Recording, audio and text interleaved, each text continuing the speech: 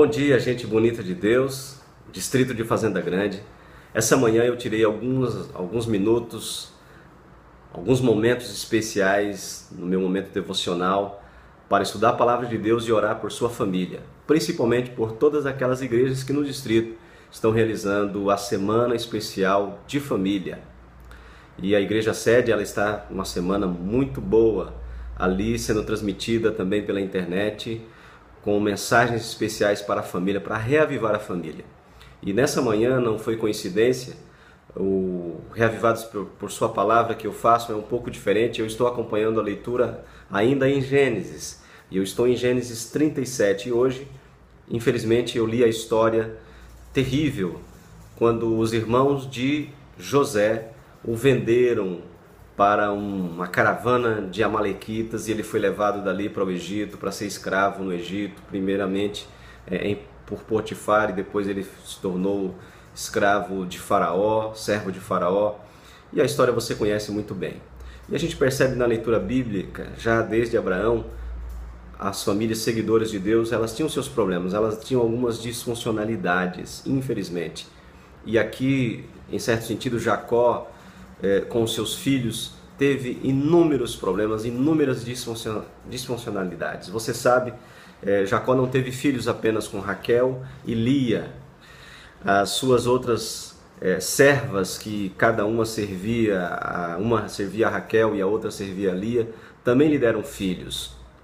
José e Benjamim foram os dois garotos, os únicos que foram filhos de Raquel.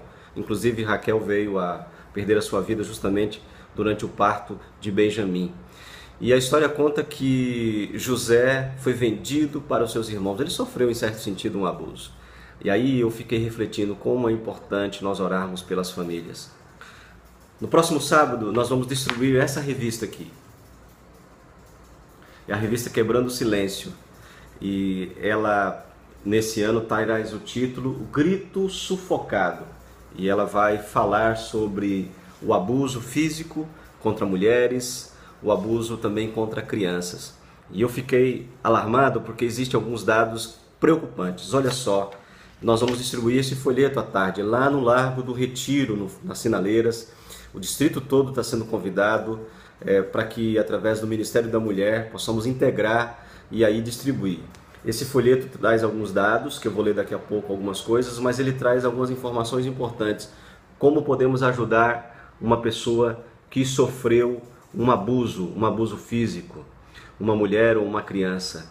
Então é um material muito rico que vai ser distribuído para os nossos amigos. Mas olha só, gente, isso daqui é algo que me deixa o coração muito aflito. Veja que 24% no quadro dos agressores, 24% deles são os próprios pais ou padrastos dos abusados. Ou seja, os abusadores estão bem próximos à família.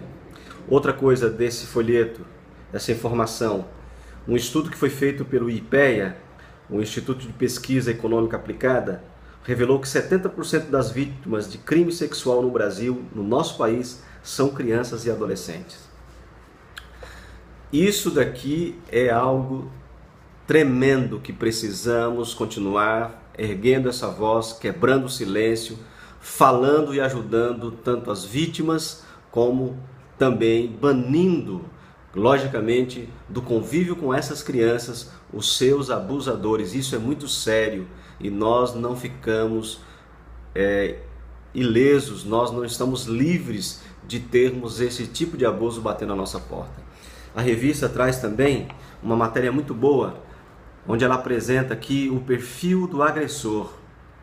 Saiba como identificar um abusador em potencial. Eu vou ler essa parte porque ela é muito interessante e eu até sugiro que na nossa igreja, no culto jovem, nós possamos promover debates, programas sobre isso, usando o conteúdo dessa revista. Nós vamos distribuí-la, mas ela está à disposição no site www.adventistas.org.br e a gente pode baixar.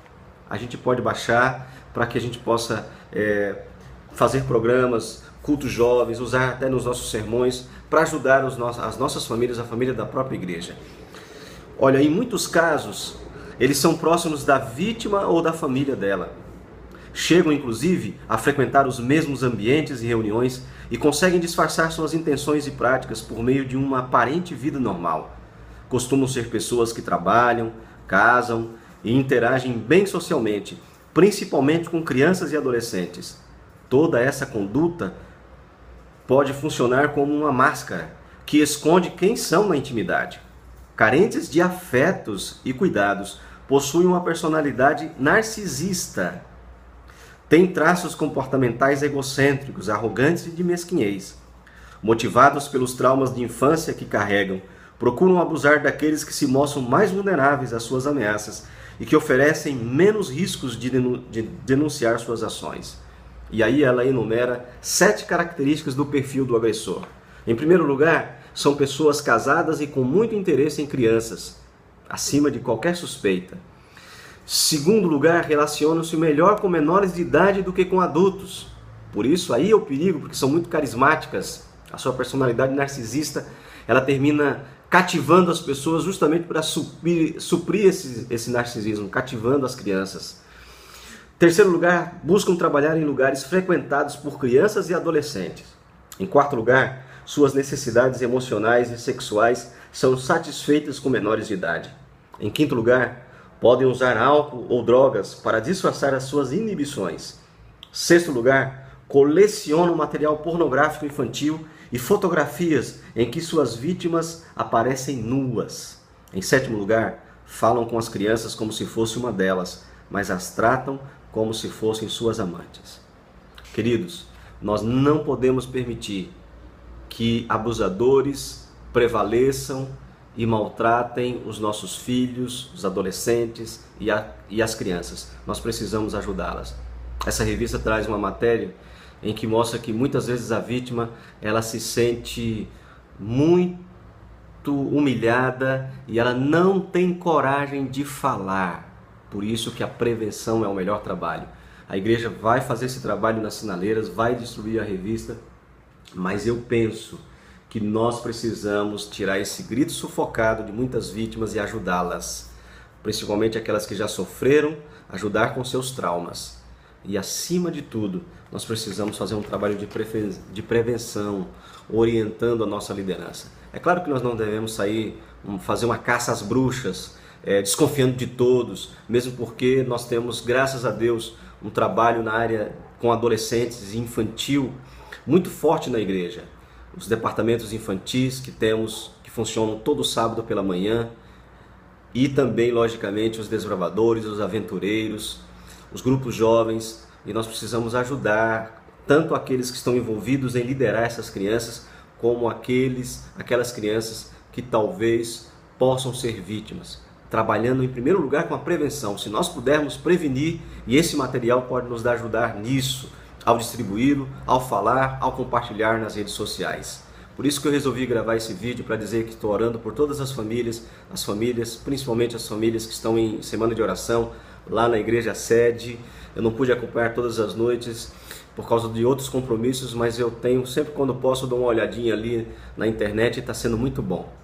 Queridos, que Deus possa abençoar e que possamos, pela graça de Deus, cuidar dos nossos adolescentes, cuidar das nossas crianças, apontando-os para Ele o amor de Cristo e não machucá-los, constrangê-los, nem humilhá-los com qualquer tipo de abuso, seja ele emocional, seja ele físico. Que Deus abençoe a sua família. Eu orei por sua família. E lembre-se, a fazenda é grande, mas compartilhamos compaixão, compartilhamos esperança.